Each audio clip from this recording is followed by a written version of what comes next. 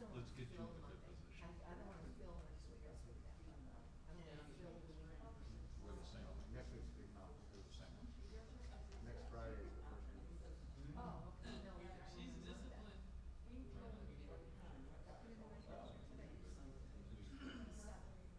no, that's for us on Tuesday. That's through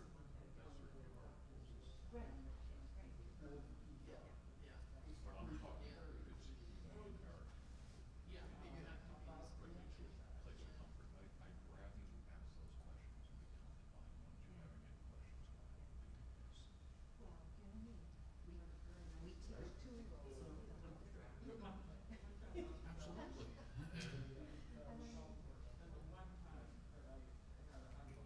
comfort.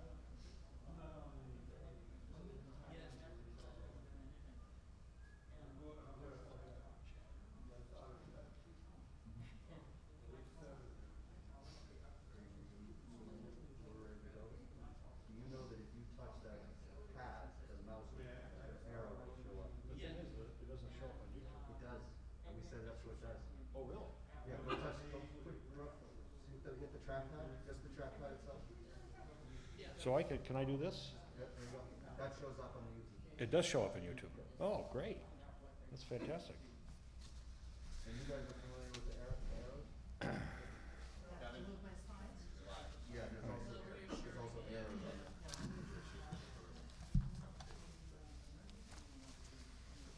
there. Okay. Good afternoon, everybody. Welcome to the second update of the Kingsway Condominium Trust.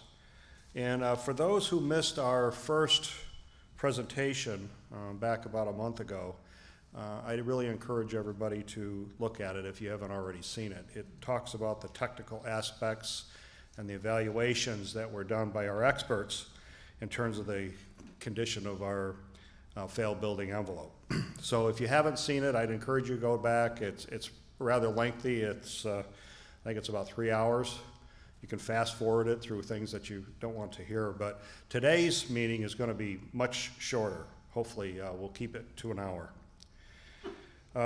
Today we're going to be providing very preliminary numbers on a pathway to resolve the problem that we've discovered for the community. There will be additional work associated with further developing the numbers, which I'll get into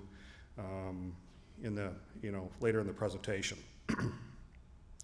We will have a third update scheduled for late October, early November, just so everybody knows. So this is number 2. There will be a number 3 for sure, and probably another number 4 as we proceed down our path of learning and the journey that we're on.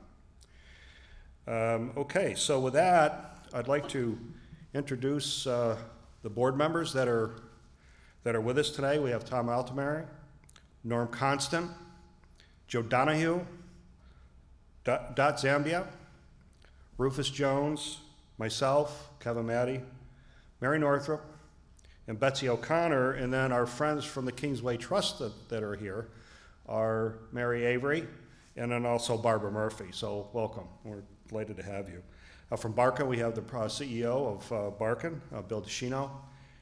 Andy Hughes, we have Megan and Mike from Property Management.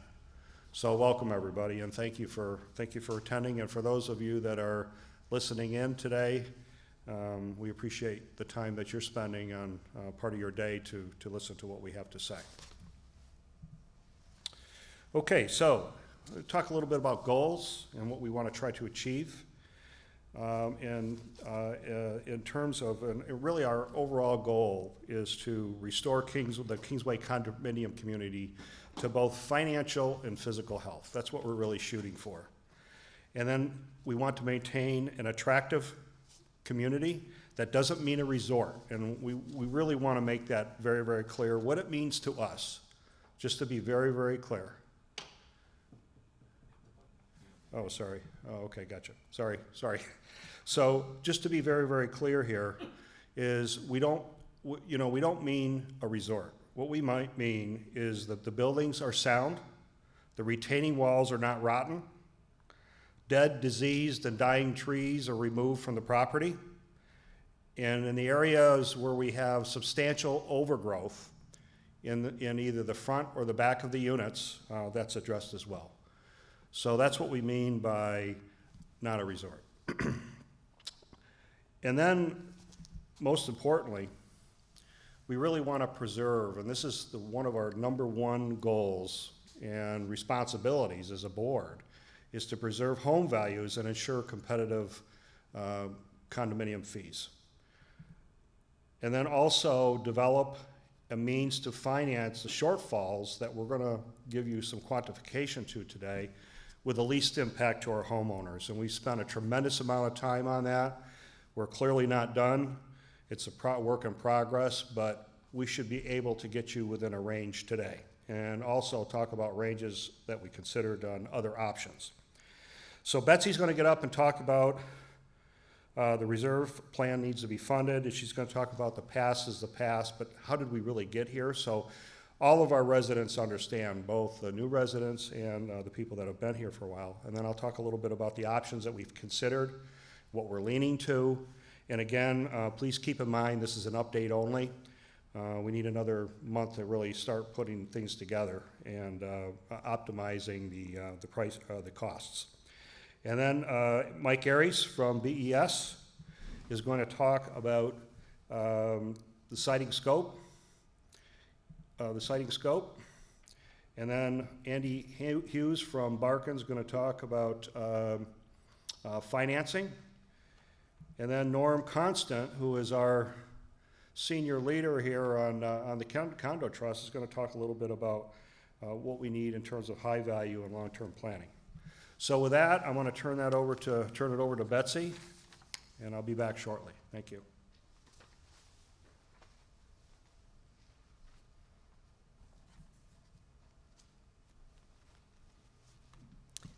Hi, everyone. I have to tell you, my daughter would have a phone, and she'd have all her notes on her phone. I have paper. So if you see me shuffling papers, that's why. My husband and I moved to Kingsway 5.5 years ago, and I've been on the board for 3 years now. And my very first homeowners meeting as the treasurer was 3 years ago. And I spent some time talking about what a reserve plan is and how it's developed. But as I look around just the village that I live in and talk with other members of the community, I'm guessing that about 30% of the homeowners are new to Kingsway within the last 3 years. So they may not have all of the information on how you actually develop a reserve plan and why you do that. So I'm going to spend just a minute telling you about that. The reserve plan is used to prepare for both expected and unexpected maintenance, repair, and replacement. An example of an unexpected expense would be the drainage problem that we had on Wildflower 3 years ago. Some of the components or the pieces of a reserve plan that we have right now include roofs. Can you hear me to the sound? Okay. And roofs, asphalt, siding and trim, chimney caps, gutters, fences and gates, retaining walls, drainage, irrigation, and landscaping. The components are decided on by the board, and we hire a professional to come in and measure and inspect Kingsway to help develop the funding plan. We need to know when each of these items has reached its life, okay, its useful life. Now, for an example, I hear people complaining that, oh, I have to buy a new furnace this year. I have to replace my air conditioning. I have to buy a new refrigerator. I have to buy a new washer and a dryer. Those are all pieces that have a useful life within your home. But outside your home, the board is responsible for repairing, maintaining, and replacing those components as their useful life ends. So the reserve plan looks at the remaining time for useful life for each one of the components that make up Kingsway, the roads, the roofs, etc. To build a reserve plan, each village is inspected, measured, an original date of building, and the useful life are recorded. And then using that data, we come up with the funding. I want to go back to 2011. In 2011, the board at that time hired ARS, Advanced Reserve Solutions, to develop a reserve plan. And it's very specific in the plan. It says to provide a reserve study of a maintenance-based shingle siding replacement program. I'm not going to say that 5 times because I'll never be able to do it. A shingle siding replacement program. After they did all of the inspections in 10 villages and they measured everything, they found that the remaining useful life of the siding was 0 to 6 years. Now, what does that mean? 0 means that siding needed to be replaced then, in 2011, 2012, most likely on Kate's Path. But some of the siding could wait 6 years before it reached its end of useful life. Let me give you an example of Boxwood. Boxwood Circle is the newest or the youngest village at Kingsway. The ARS study said that the useful life of the shingles on Boxwood was 6 years. We needed to have the shingles replaced on Boxwood in 2016.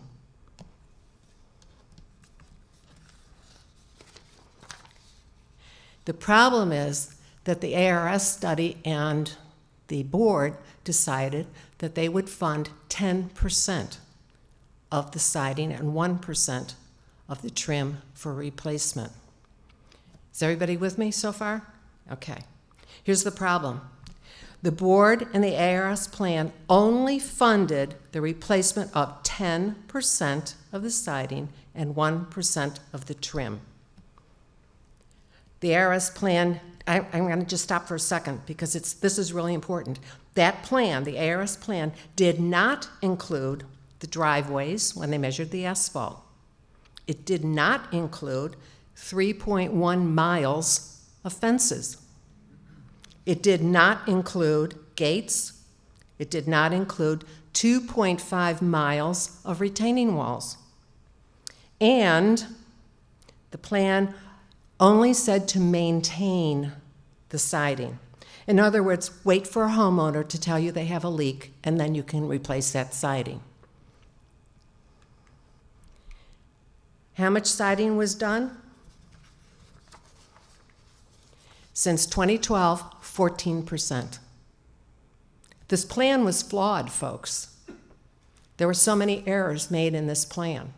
So 14% of our siding that has already reached its useful life was replaced since 2012. How much remains? 86%.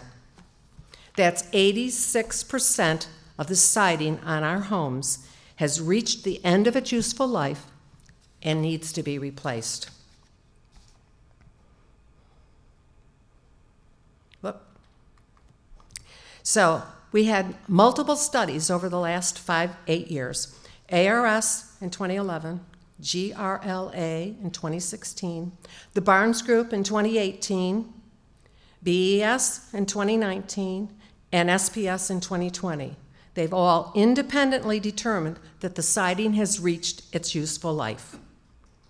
GRLA, BES, and SPS have independently determined that our homes are no longer protected from water infiltration. Yes, you know, siding was the thing that got this whole project started and got the board on this long journey over the last 2 years. But the bottom line is it is our responsibility to preserve Kingsway, to preserve the value of our homes, and restore, and not upgrade like Kevin mentioned earlier, not upgrade to resort status, but restore our community and protect the common property.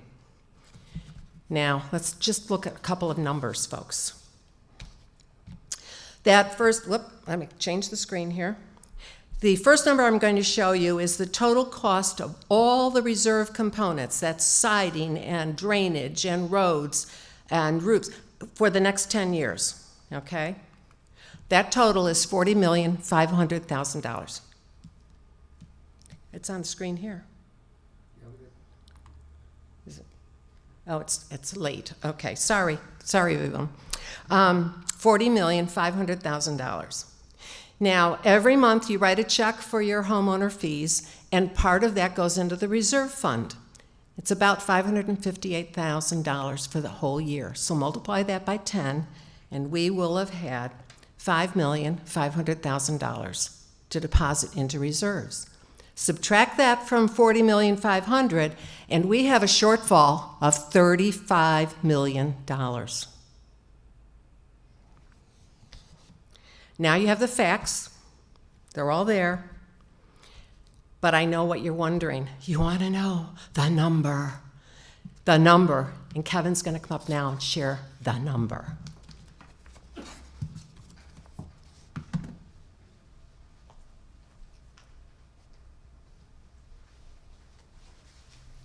I'm going to share a bunch of numbers with you. But, there's one thing that what our job is to boil this $35 million shortfall down to a reasonable number that people can understand. So that's what I'm going to try to do right now. So I'm going to take it from 35 million and then bring it down to a monthly fee. What does it really mean, and what are the options that we considered? But before I start that, what I would like to say, for whatever it's worth, is that our board has invested hundreds of hours at trying to sort this problem out so that it's not catastrophic to our residents. And I say hundreds of hours, I don't know, I think it might even be thousands of hours at this time. We've considered, I can't tell you how many scenarios we looked at. And quite frankly, it's a true honor to work with these people. I don't know very, very many boards or volunteers that would have been willing to spend the amount of time that this board is and the careful consideration. I mean, as Betsy mentioned, going and measuring our asphalt and realizing that the driveways and the walkways were not included in the original estimates. The reason why Betsy can tell you that we have 3.5 miles of fence is because we measured it. And the same thing goes with the retaining walls. So, fundamentally, that's the fundamentals of building a comprehensive, long-term financial plan that the community can have confidence in so that we never have to go through this terrible experience again. And we have done that. And I can tell you that it's hundreds to thousands of hours. The other thing is we've done it because you entrusted us in making the decisions, even when they're tough, and to also make sure that we're mindful of all of our homeowners. And that's the other thing that we have a challenge because, as many people that are on this side, or there's an equal amount of people that are on this side. So our job is to bring that together into a workable plan that most can accept and embrace. And that's what we tried to work with. So anyway, this $35 million problem. And it's been growing for some time. And what I want to share with you is that the longer it grows, the worse it gets. And that's really the key issue that I'd like to communicate with you today. So we looked at 3 options, basically 2 options. One is assess everybody a certain amount of money over a 10-year period, and basically self-fund it.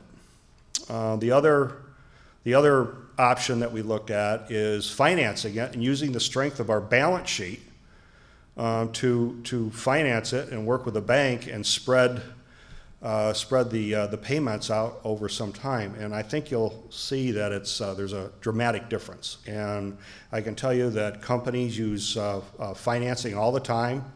Andy Hughes from Barkin is going to get up a little bit later and talk to you about this is normal course of business in condominium complexes of our age now. It's not the optimum, and I wish it's different, but at the end of the day, we need to solve the problem. So now, in terms of the 10-year plan, the issue with the 10-year plan or the as-needed plan, I've had people ask me, well, why can't we do the A through F plan? At the end of the day, whether you do it in 10 years or you do it in 3 years, we don't have the reserves to do it. Okay, so that's part of the issue, or that's the issue that we have. And the other issue is, and it's a significant issue, is that no bank will loan you the money that it takes to do a 10-year program.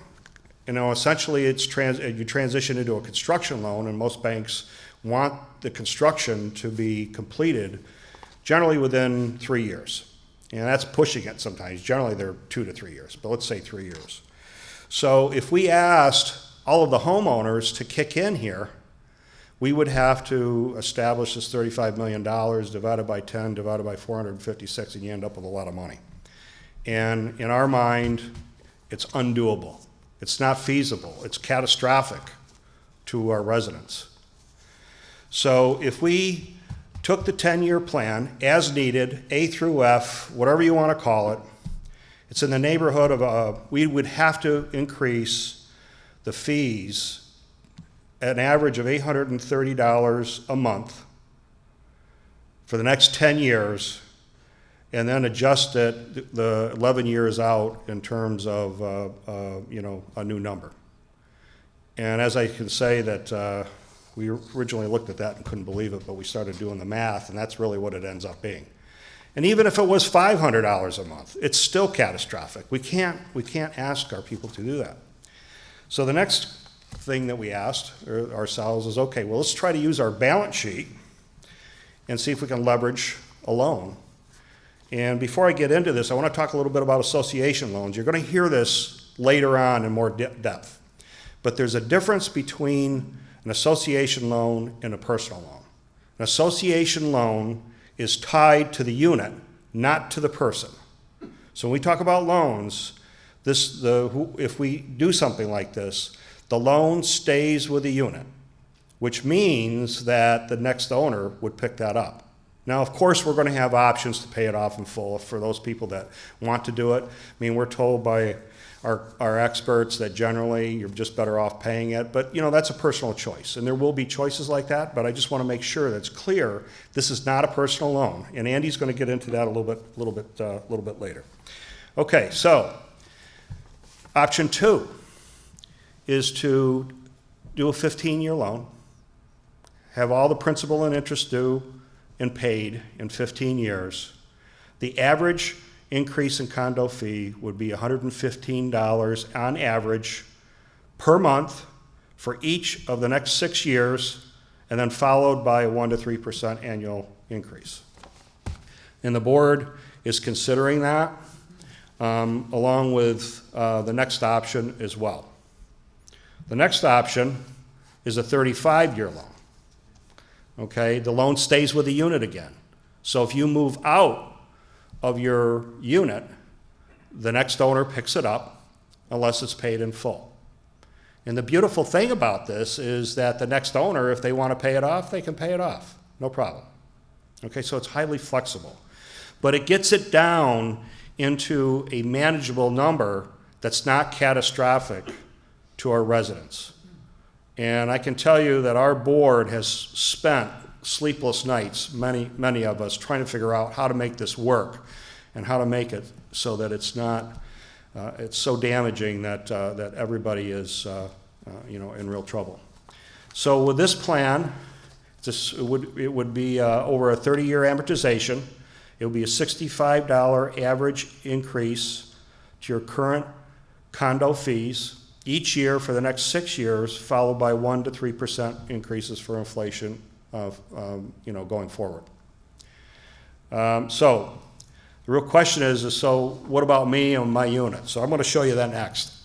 And again, what I'd like you to remember is that we're about 70% there right now. I mean, we got to start talking to banks. We do not have audited pricing yet from contractors or comparative pricing. These are just estimates, and we're hoping by the end of October, beginning of November, we'll have that and have a better understanding of really where we're at. But I think generally in terms of ranges, these are good ranges.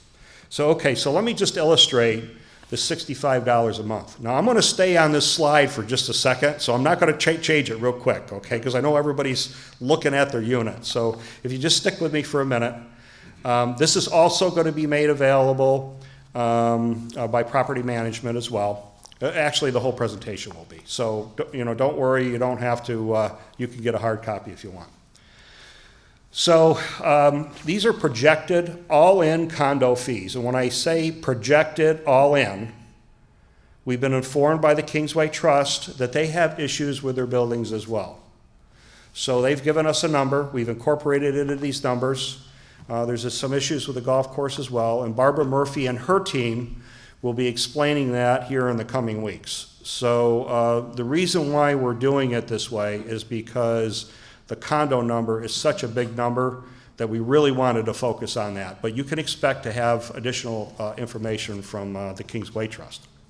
So this includes siding, the retaining walls, it includes Kingsway Trust issues, and that other sort of thing. Now on the left-hand side, and I'm told you can see the pointer, and I hope you can. So I'm going to focus on two columns. But here's the years 2020 through 2030, okay? Your average condo fee in our condominium complex is $587. And you can see that we've taken the units from A through units P, so you can understand specifically the numbers that we're talking about right now. And as you can see here, 587 next year, if we were to put this plan in place, okay, it goes from $587 to $652. Okay, so it's a $65 increase per month. Okay? Let me just, got it? Cancel? Okay. We got a little, On the screen. hold on just a minute, we got a little computer glitch here. There we go, okay. So as you can see going forward, over through 2006, you have a $65 per month ramp. Slow but sure each and every month, so people have time to adjust it. And I want to also emphasize, this hasn't been decided on, this hasn't been voted by the board. What we're trying to do is to make sure that we brief you on our progress and what we're up to.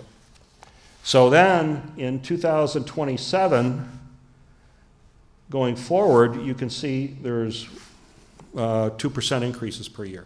1 to 3% actually, 1 to 3% increases per year. So we have a ramp to take care of the building issues that we have. This is under the scenario of a $65 a month plan, amortized over 30 years. And all of the construction work would be done in 3 years. And again, the reason why we can make it like this is because we can finance it. I don't even want to show you the numbers if we had to finance it ourselves. I mean, it's a lot of money. It's just unaffordable. So in any case, that's where we are. This will be available in Condo Cafe, and it'll be emailed out in a few minutes, or after this session. And again, this is a work in progress. Now I'm just going to hang on for just a minute, give everybody a chance to look at these numbers, because I'm sure these are the numbers that everybody has wanted to see.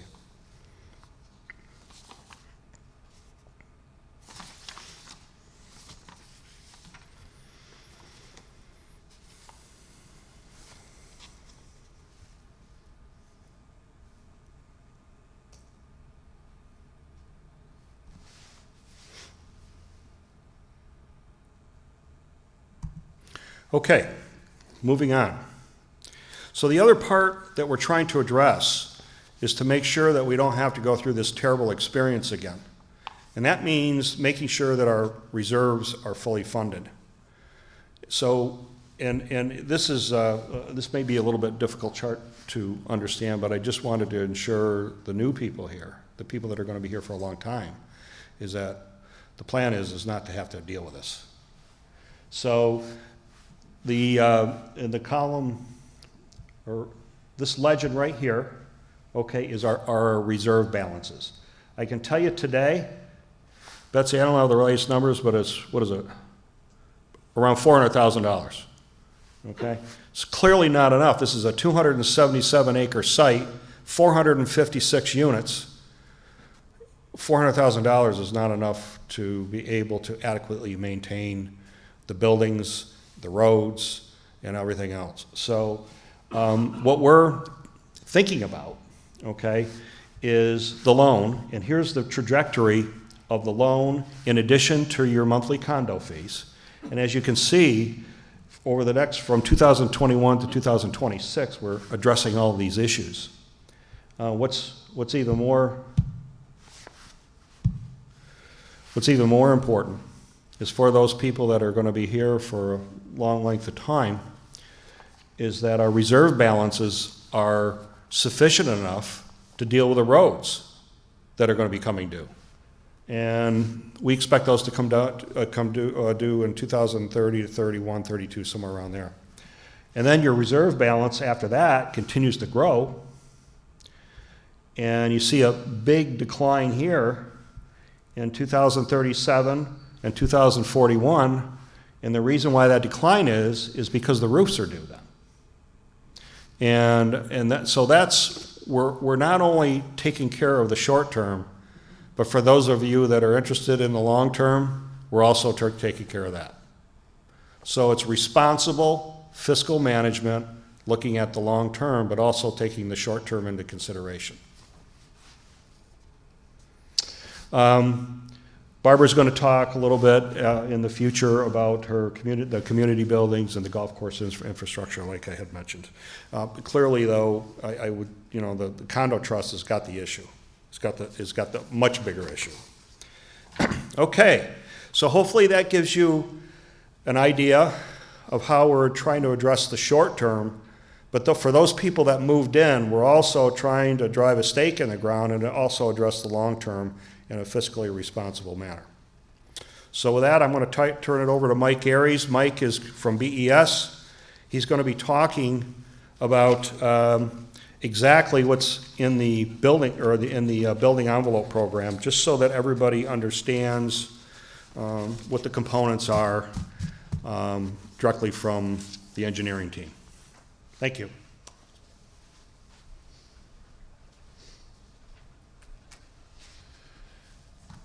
Thank you, Kevin.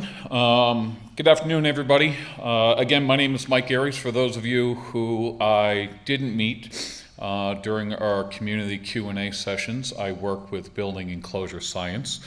Today, the board is providing me the opportunity to share with you the ongoing collaborative process that the project team is engaged in to restore the siding and the related elements to that. I think one of the things that you'll see is that our approach to the base scope of work is to replace in kind with some exceptions. So what exactly is involved with the plan? Number one is we're looking to replace with a new weather-resistive barrier and associated flashings. These are the things that are going to keep your structure dry.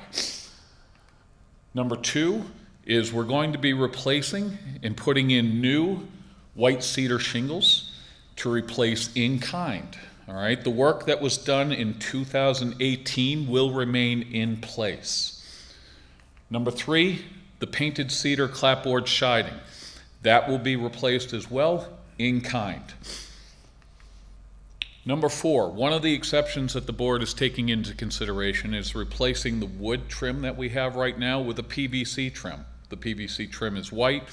This would be at areas such as doors, windows, garage door surrounds, bay bump outs, every place with the exception of the roofline trim. So the roofline trim will remain and will actually be painted white. That work will actually be considered during the roof replacement program years down the line. New gutters. There's been a lot of questions. Will there be new gutters? Yes, there will be new gutters, new larger gutters, and larger downspouts. This will help manage the the water off and away from your buildings. There will be allowances to deal with the repair and replacement of rotted exterior wall sheathing, framing, as well as damaged wall insulation. So as we're removing the rotted plywood, if we find that there's damaged wall insulation behind, that'll be taken out and be replaced. A lot of the questions that we had during our community Q&As were, what's happening with the windows? And the one thing that I can tell you right now is that the windows and the doors will not be removed. There's only one instance in which they will be removed, and that's if there's evidence that the window or the door itself has failed, or if there's rot around the window where the sheathing and the framing come in contact, where the window has to be removed, those repairs are performed, and the window is put back in place. And then one thing that's really critical and important for a lot of people to understand, which is not what happened during original construction, is that you're going to have oversight during this project. And there are 4 layers of the oversight that are going to happen for this particular project. So you will have the contractor on site will have a project management team. These are guys that don't swing hammers.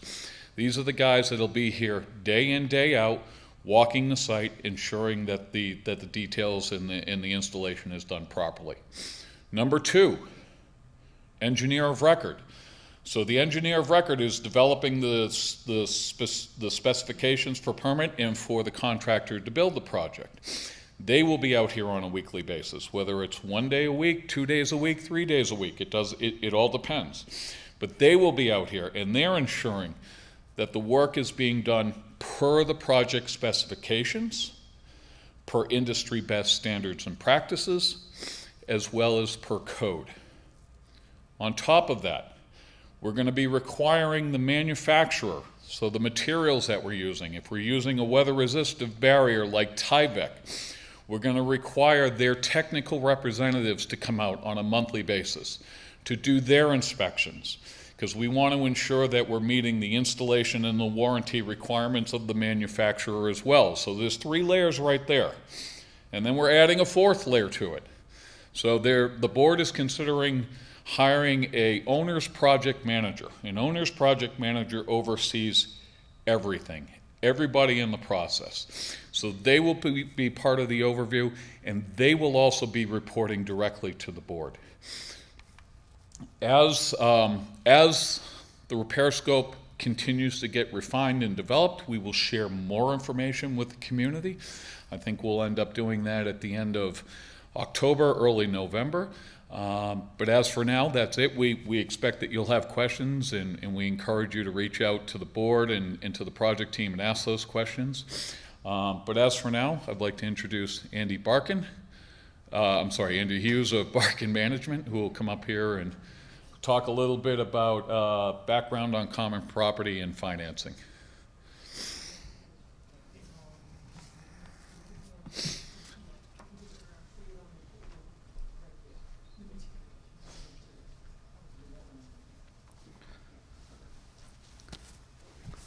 Thank you, Mike. Good afternoon. I'm Andy Hughes from Barkin Management. I'm the account executive for Kingsway. Are you clicking, or am I going to click? Okay. I'm going to.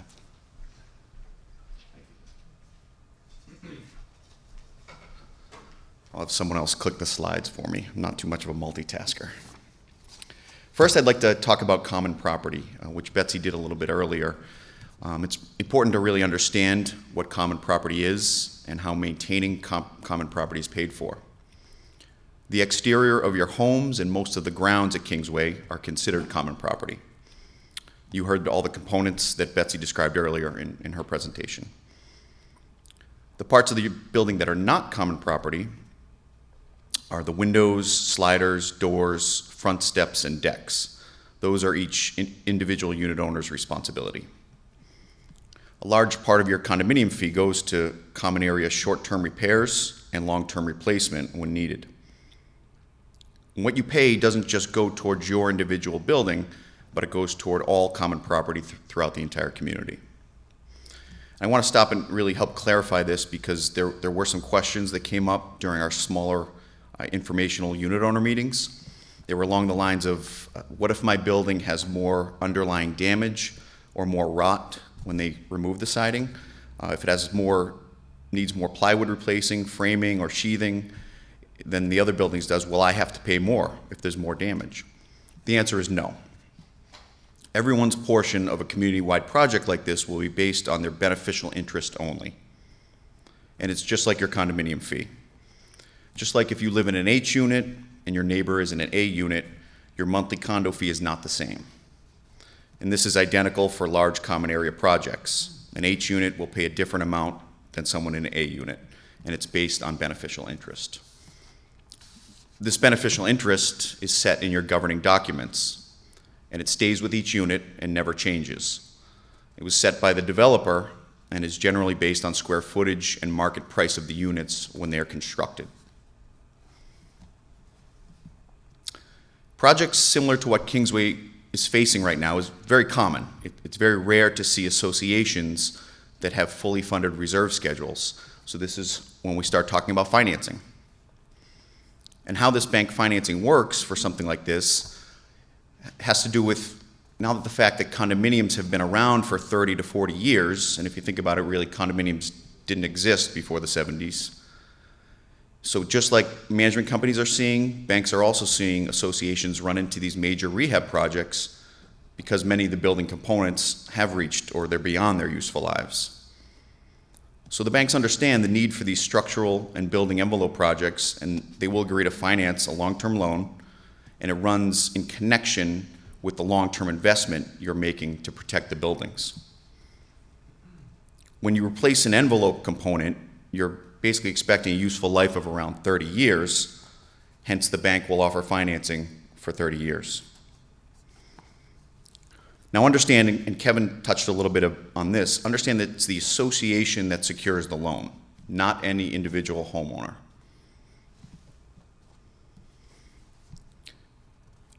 The collateral is basically an association stream of income based on the collection of your monthly condo fees.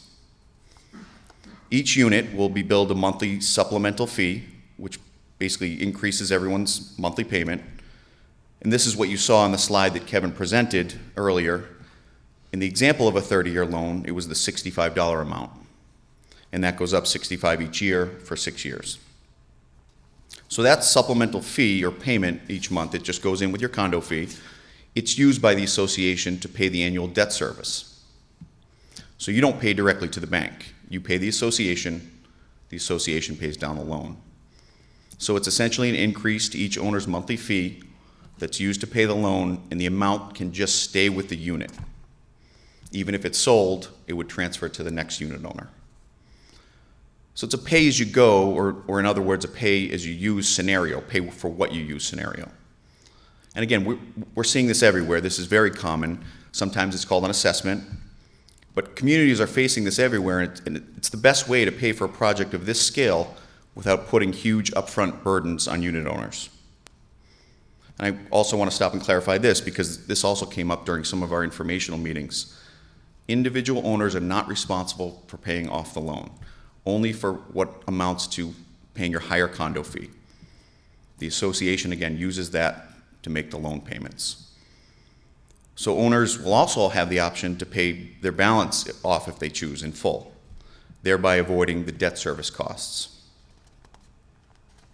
So to kind of really hammer home the idea, there will be no individual bank applications for owners, no individual reference checks, no credit checks. The bank relationship will remain with the association.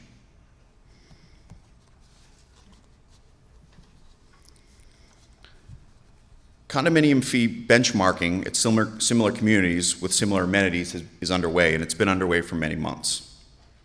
The board has conducted extensive research by checking with other communities, and they've talked with other boards. Your consultants are working for and have done work at numerous other communities in the surrounding area. And of course, Barkin, we also manage dozens of communities similar to Kingsway. If anyone is worried that this increase in monthly fees will adversely impact the values, what we're seeing, our current projections tell us The considering long-term financing option that we're discussing, Kingsway's monthly fees will be right in line with the market. And it should also be noted that making such an investment into your community, properly protecting the structural and aesthetic integrity of your homes with such a large envelope project, it tends to push values up after the project's completed. You're going to have well-protected investments and great-looking homes once it's done, hence values go up. Thank you very much. Next, our board member, Norm Constant, will share his thoughts and perspective. Take it away, Norm.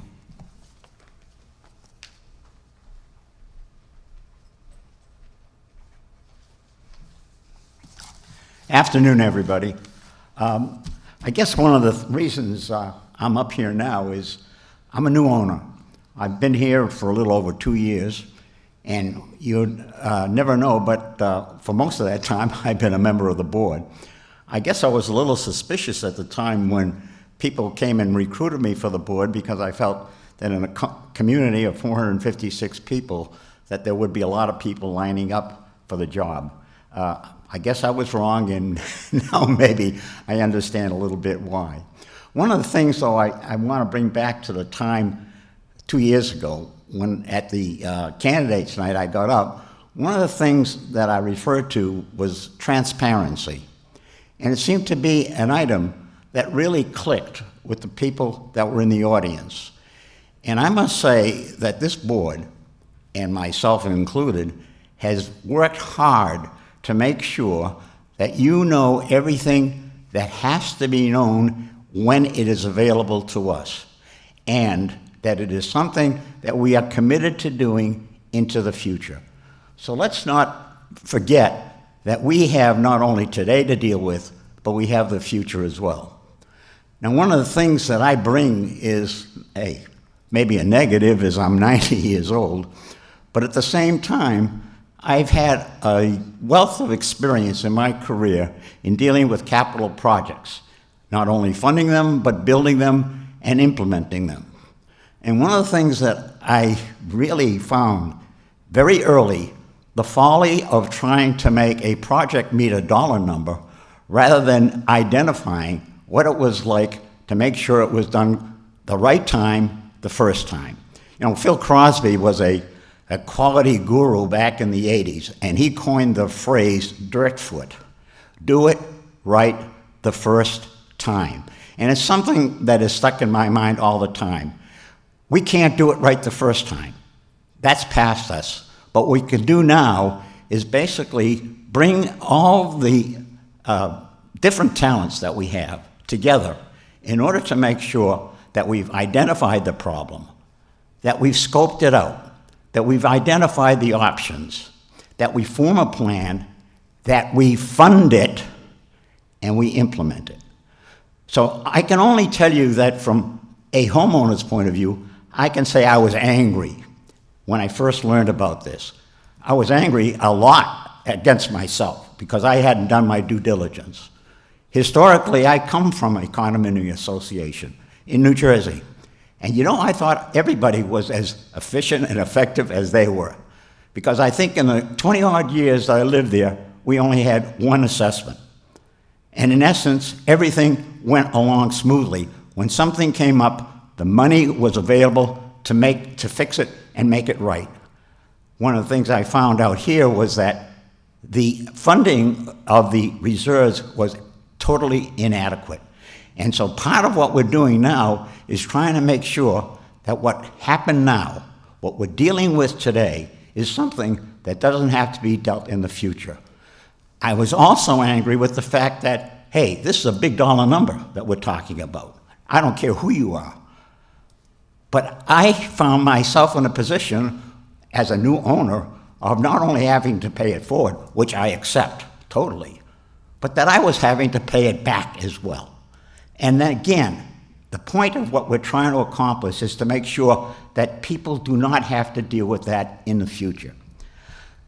I think that the board's fiduciary responsibility is exactly that. It's exactly the point of making sure that we, as board members and trustees, make it so that this is a worry-free environment.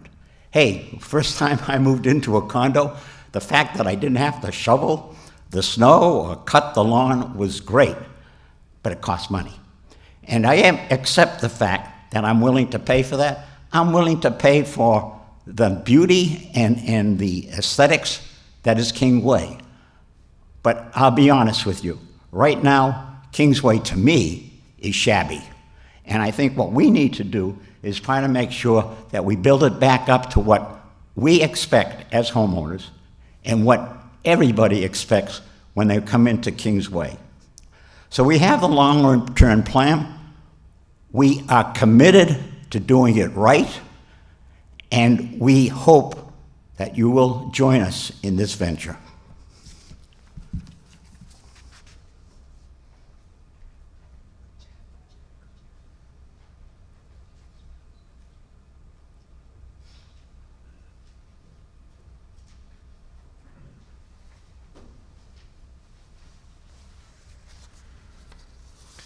Okay, so, I just want to, digress here just a minute. We talked about making sure that we do things right the first time. And Mike Aries had mentioned something that brought something to memory here. One of the things, people have been asking us, why is it taking so long for the scope of work? Good grief, it's taken forever. And we're doing this a lot differently than the way it's been done in the past. And actually, in the industries that I come from, this is an everyday effort. This is how you do scopes of work, because it gets everybody involved. And in our case here, and just scope of work being exactly what's going to be done to the property. Mike explained that. But more specifically, we've had the homeowners, which is a subcommittee of our board, okay, where there are 3 people. We've had the engineering company involved. And then we've also had the contractor. Now, why in the world would you ever want to do that? The reason why is because you link all of those together. You get the homeowner's interest and what's important to them. And I hate to say this, but from prior experience, engineers tend to overscope things, right? They want to overbuild it, and that just drives cost. And then you have the contractor get the scope of work from the engineer, and he says, well, I can't do this.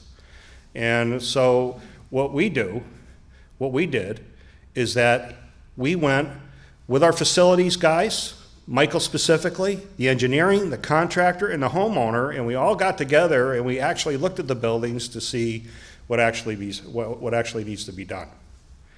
And Mike mentioned that we're doing everything with the exception, with respect to trim, we're doing everything with the exception to roof line trim. Now, why in the world would you do that?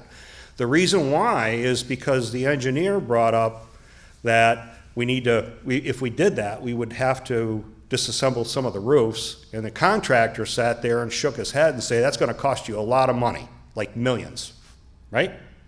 I don't remember how big but it was a big number. So what we did is we worked together to de-scope that, to say, okay, well, let's look at that roof line trim, and is that something that can wait to the roofing program 10 years from now?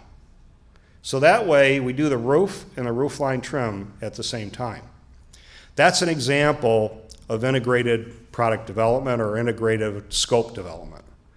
The other thing is in spending time in excruciating detail of defining scope, and I can speak from my former work experience, is that work scopes that are not detailed, what happens is the customer decides, well, something, I'd rather have this than that. And what that does is it drives higher profit from the contractor, sorry, Eric, but it drives higher contract because he can charge a higher margin for that because you changed your mind.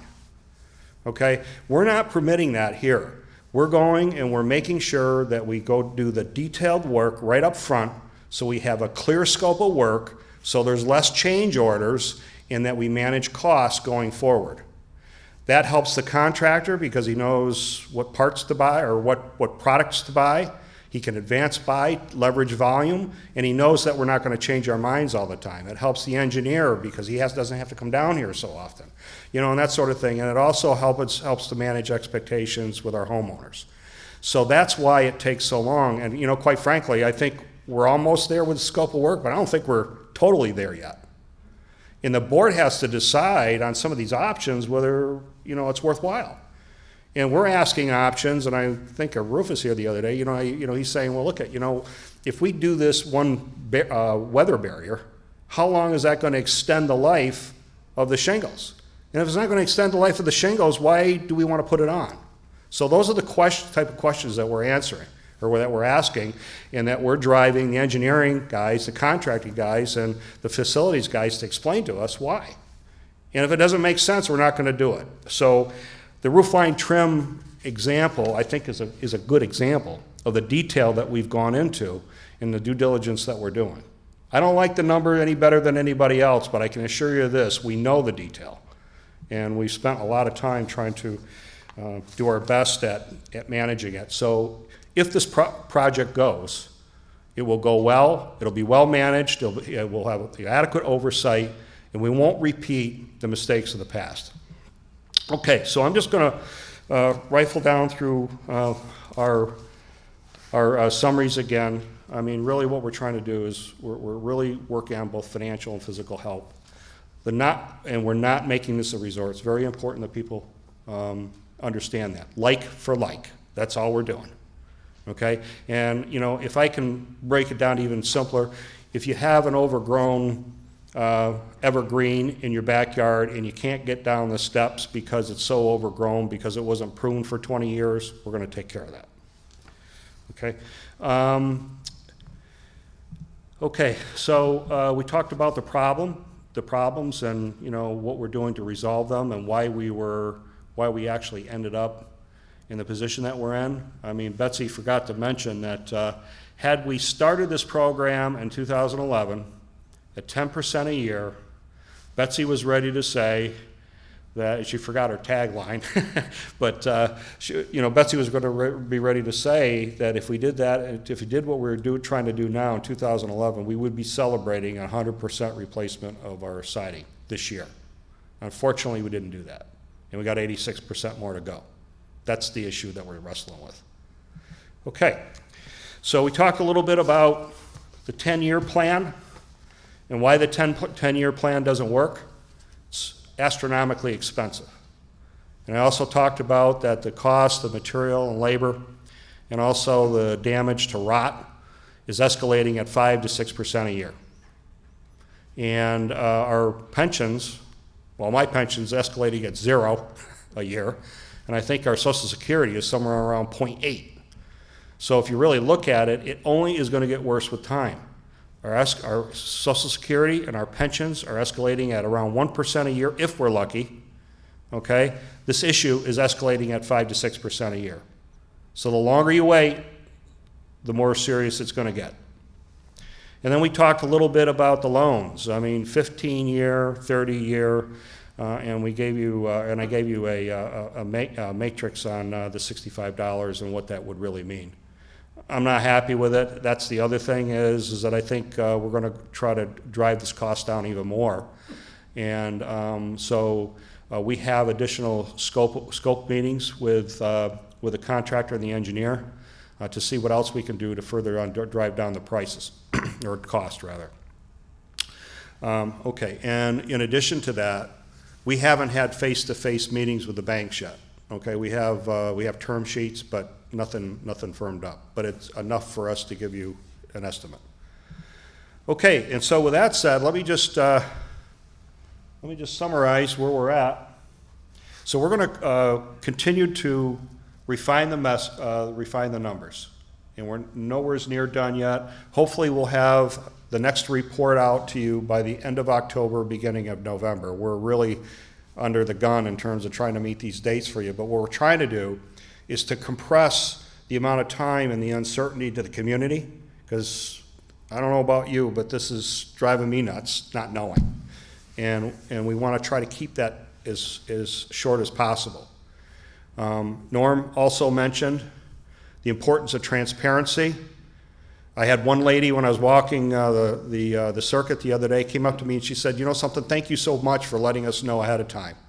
And I know it was hard for you guys to do that, but it's given me a chance to think about it, talk to my family and that sort of thing. So then, I was at a meeting the other day, another lady says, well, why didn't you wait until you had all the information? Okay, so we got these two things going on. And our board decided that the important thing is for you to know when we know. And that's what we've done. Okay, so the other thing is we want to continue to listening to the community. I mean, we've learned a lot. Actually, there's been some really good ideas that we're going to incorporate into our final plan. We're going to continue to refine the scope of work. Hopefully I didn't over talk that, but scope of work is crucial, and a solid scope of work, well understood, to saving and to managing the project cost. We're looking at the financing options, 15-year, 30-year. I mean, some of the board feels one way, some of the board feels the other way. I mean, and we got to talk to the bank guys. The other thing is we're not sure yet how long the interest rates are pegged for. So that's going to be a negotiation as well. So I wouldn't say that until probably the second or third week of October, we'll be ready to talk to people. So like I say, it's, that we're making progress. The other thing is we haven't done a price audit. And that's where the manufacturing guys on the board get to work with a contractor and the engineer to try to drive down prices here. Because, we just really need to understand in terms of the cost. It's huge money. So we want to be responsible. And then also looking at comparative pricing. So we're working on it. And then the other thing is developing and share the production plan. We'll probably try to do that in late October, early November. At least an initial shot at it. And then meet again. So with that, in terms of the communications, you can expect to continue to see our written weekly updates, and that we email to all of our homeowners. Property management has been good enough to ensure that if an email is not opened, they're mailed by snail mail. So everybody is getting the information, at least we're doing our best. The other thing is I would just ask, and this is just standard run-of-the-mill, but if you have a question, email it to the email here, management office at kingswaycondotrust@gmail.com. There isn't anything new to that. If you email, I'm sure it'll go to the right thing, and property management will make sure it gets to the right bucket. But what we'll do with those questions is we'll include it in our weekly updates. And then we will start go-to-meetings or Zoom meetings for people that are familiar with it on Wednesdays or Thursdays for those who would like to sign up. The nice thing about having it online is we can include more people. Because of the COVID restrictions, we were only able to include 4 people. We'd like to expand that and try to have a larger dialogue among more people. The other thing is that there's most of us, actually I think all of the board has had small dialogue in people's driveways and and that sort of thing. I mean, I know one night I took my chair over to a driveway and there was 5 or 6 residents. Happy to do that. Just let the property management people know that, and we're happy to do that. And then the other thing is, and something that I'm personally very proud of, is that our entire board, and this is what I mean by the work that we have put in. This has not been done by a subcommittee. This has been done by 8 people. We have not broken in other than the scope of work. I mean, the entire board knows the plan. And all I would say is, if you feel comfortable reaching out to one versus the other, have at it. Okay? And if we don't know the answer, we'll get you the answer. Okay, with that, thank you very much. I hope this was helpful. And you'll be able, I think property management's also going to make some copies and put in the mail room as well. So if you want hard copies, you can do it there too. So hopefully that answers the question, and we'll be back with you toward the end of October. Thank you very much.